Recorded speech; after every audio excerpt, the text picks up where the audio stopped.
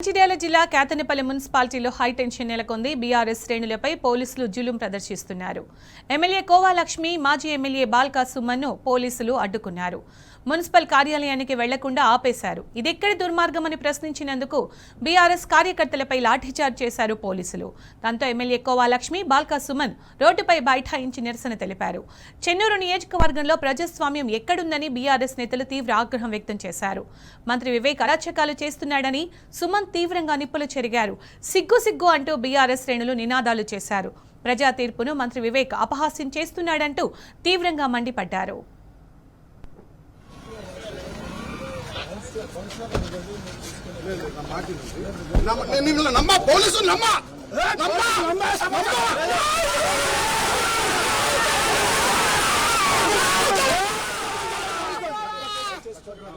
నేను యూసిఫ్ సాబ్ మేము నా మాటినండి వినండి క్యాండిడేట్స్ ఉన్నారు. నేను ఆర్ఓబి నా మాటినోరి యూసిఫ్ సాబ్ ఆర్ఓబి దిగినాక మిమ్మల్ని పంపిస్తాం. అక్కడ దాకా మమ్మల్ని పంపారు. నేను లోపలికి పోను, మేము లోపలికి పోము.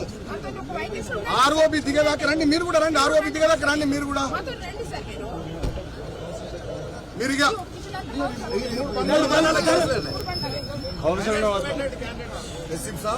మీరు కాంగ్రెస్ కార్యకర్తల కంటే హీనంగా పనిచేస్తున్నారు. వివేకానికి ఊడిగా చేస్తున్నారు.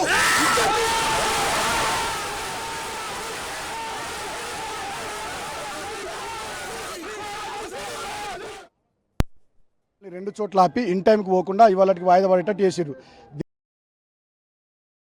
ఎంపీగా చేసినా, ఎమ్మెల్యే విప్గా చేసినా నాకు వ్యవస్థల మీద గౌరవం ఉంది, పోలీసులు అంటే కూడా గౌరవం ఉంది. కానీ దురదృష్టవశాత్తు ఇక్కడ పోలీసులంతా మంత్రి వివేక్ దాసోహం అయిపోయారు. కాంగ్రెస్ పార్టీ కార్యకర్తలు లెక్క పనిచేస్తున్నారు.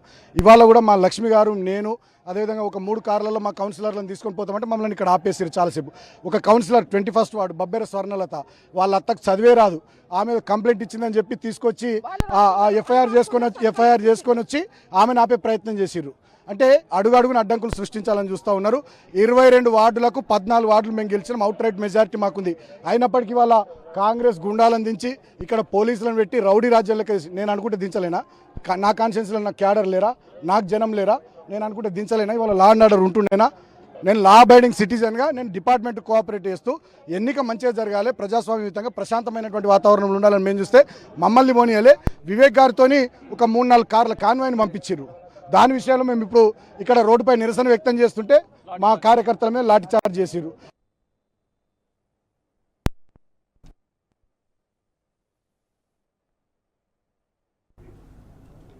ఇదే అంశానికి సంబంధించి పూర్తి అప్డేట్స్ మా ప్రతినిధి ఉమేష్ లైవ్ లో అందిస్తారు. ఉమేష్, మంచిర్యాల జిల్లా కేతనపల్లి మున్సిపాలిటీలో హైటెన్షన్ నెలకొంది కదా, బీఆర్ఎస్ శ్రేణులపై పోలీసులు జులుం ప్రదర్శించడం మనం ప్రత్యక్షంగా చూస్తున్నాం. అప్డేట్స్ ఏంటి దీనికి సంబంధించి?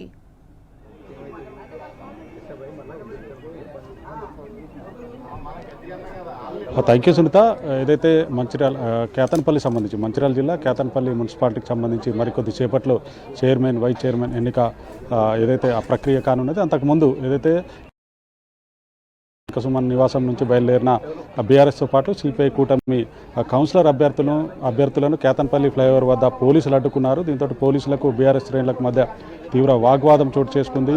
దీంతో అక్కడికి వచ్చినటువంటి వివేక్ కాన్వాయ్ను కూడా బీఆర్ఎస్ శ్రేణులు అడ్డుకొని ప్రభుత్వానికి వ్యతిరేకంగా నినాదాలు చేశారు. ప్రజాస్వామ్యబద్ధంగా ఎన్నికైనటువంటి బీఆర్ఎస్ సిపిఐ కూటమి కౌన్సిలర్ అభ్యర్థులను ఏదైతే వాళ్ళు ప్రమాణ స్వీకారం చేయకుండా ఇవాళ అడుగడుగున పోలీసులను పెట్టి పెద్ద ఎత్తున కూడా అడ్డుకునే ప్రయత్నం చేస్తున్నారు, నినాదాలు చేశారు. దీంతో పోలీసులకు అటు బీఆర్ఎస్ శ్రేణులకు మధ్య తీవ్ర వాగ్వాదం తోపులాట చేసుకుంది. దీంతో పోలీసులు లాఠీచార్జ్ చేయడంతో చాలామంది బీఆర్ఎస్ నాయకులకు, కార్యకర్తలు గాయాలయ్యాయి. ఇదే అంశాలకు సంబంధించి మనతో పాటు మాట్లాడడానికి బీఆర్ఎస్ జిల్లా అధ్యక్షుడు, మాజీ ఎమ్మెల్యే బాల్కా సుమన్ గారు ఉన్నారు. సుమన్ గారు, చెప్పండి, ప్రస్తుతం ఏదైతే గత 2 రోజులుగా కూడా ఇవాళ అడుగడుగున పోలీసులు ఫోర్స్ను పెట్టి బీఆర్ఎస్ శ్రేణులను అడ్డుకునే ప్రయత్నం చేస్తూ ఉన్నారు. ఈ చైర్మన్ ఎన్నికను కూడా అడ్డుకునే ప్రయత్నం చేస్తున్నారు. దేని గురించి అంటారు? అంటే కాంగ్రెస్ పార్టీ మంత్రి వివేక్ ఆధ్వర్యంలో ఇక్కడ దుర్మార్గమైనటువంటి పోలీస్ రాజ్యాన్ని నడిపిస్తూ ఉంది. ముఖ్యంగా కేతనపల్లి మున్సిపాలిటీలో 22 వార్డులు ఉంటే సిపిఐ 7 వార్డులు, మేము 15 వార్డులు కలిసి జాయింట్గా పోటీ చేసినాం. ప్రజలు మాకు 14 వార్డులు గెలిపించి కౌన్సిల్ మాకు అప్పచెప్పారు. కేవలం కాంగ్రెస్ పార్టీ 7 సీట్లు మాత్రమే గెలిచింది. 7 సీట్లు గెలిచిన కాంగ్రెస్ పార్టీ 22 వార్డులు ఉన్న కౌన్సిల్లో చైర్మన్, వైస్ చైర్మన్ ఎట్లా కైవసం చేసుకుంటారు? ఏదో రకంగా మా అభ్యర్థులను ప్రలోభ పెట్టాలని, భయపెట్టాలని నిన్నంతా కూడా వాళ్ళు మమ్మల్ని పోనీయకుండా టైం కిల్ చేసిరు. ఈరోజు కూడా బబ్బెర స్వర్ణలత అని 21వ వార్డు మా కౌన్సిలర్ బీఆర్ఎస్ పార్టీ ఒక ఆటో డ్రైవర్ భార్య, సాధారణ కార్యకర్త, ఆమెకు మేము అవకాశం ఇస్తే ఆమె గెలిచింది మంచి మెజార్టీతోని, ఒక దళిత బిడ్డ.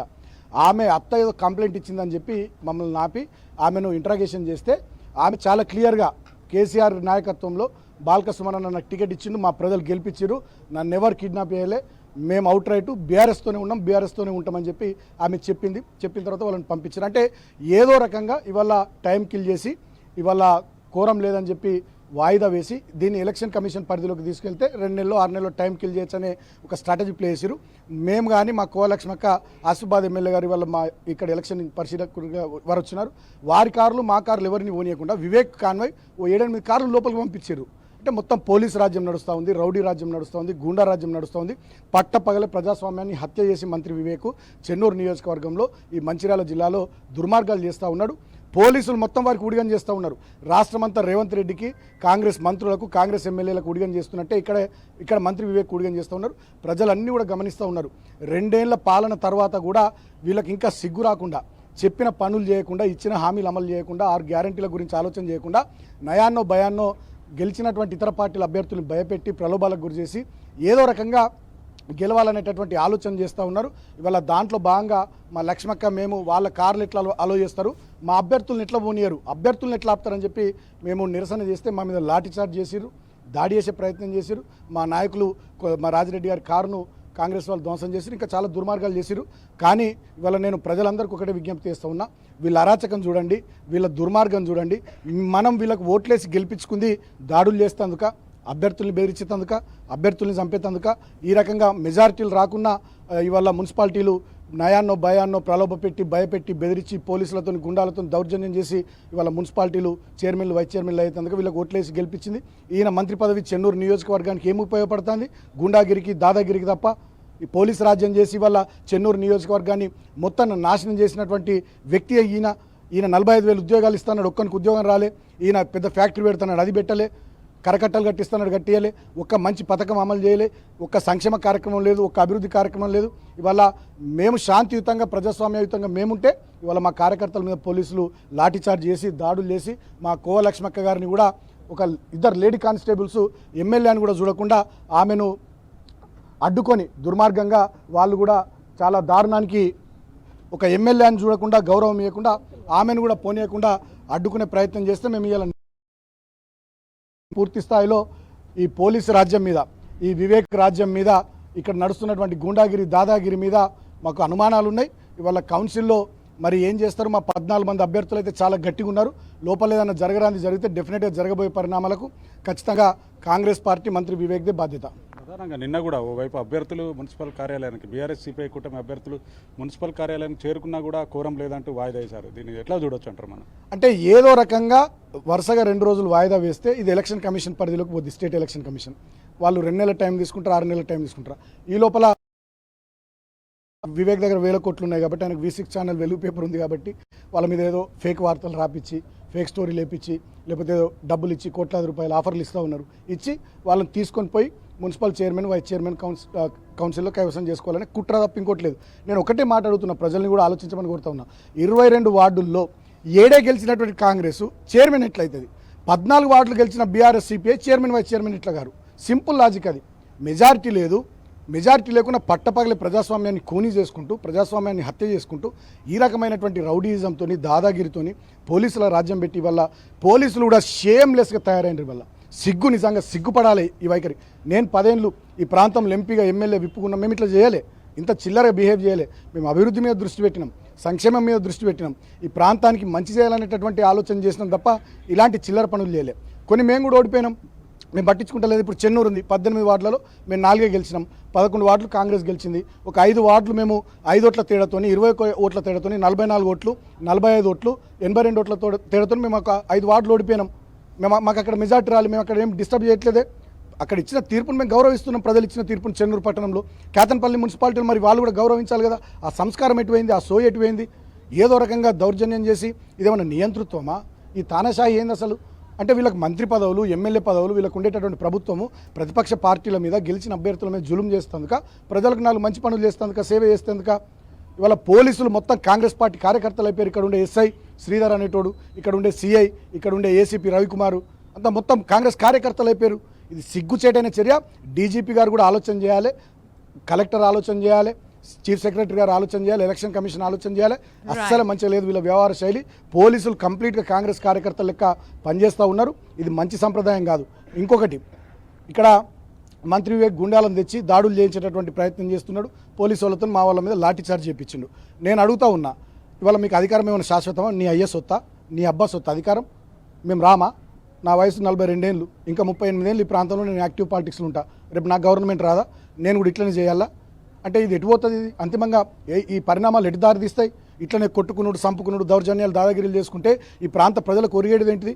ఈ ప్రాంతంలో పిల్లలకు ఉద్యోగాలు కావాలి, ఈ ప్రాంతంలో ఇండస్ట్రీలు రావాలి, రైతులకు నీళ్లు రావాలి, ఈ ప్రాంతంలో ప్రజలకు మంచి జరగాలి, మహిళలకు మంచి జరగాలి, అన్ని వర్గాలు సంతోషంగా బతకాలి. సింగరేణి కార్మికులు ఉన్నారు, రిటైర్డ్ కార్మికులు ఉన్నారు, వాళ్ళకి మేలు జరగాలి, ఈ ప్రాంతం అభివృద్ధి చెందాలి.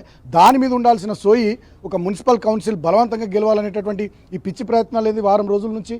మొన్న భద్రాచలంలో మా వాళ్ళంతా, మా కౌన్సిలర్లు భార్య భర్తలతోని శ్రీరాముల వారి దర్శనానికి పోతే భద్రాచలంలో వాళ్ళు నందిని హోటల్లో ఉంటే దాని మీద దాడి చేసిండ్రు. 8 కార్లలో కాంగ్రెస్ గుండాలు, 2 కార్లలో పోలీసులు.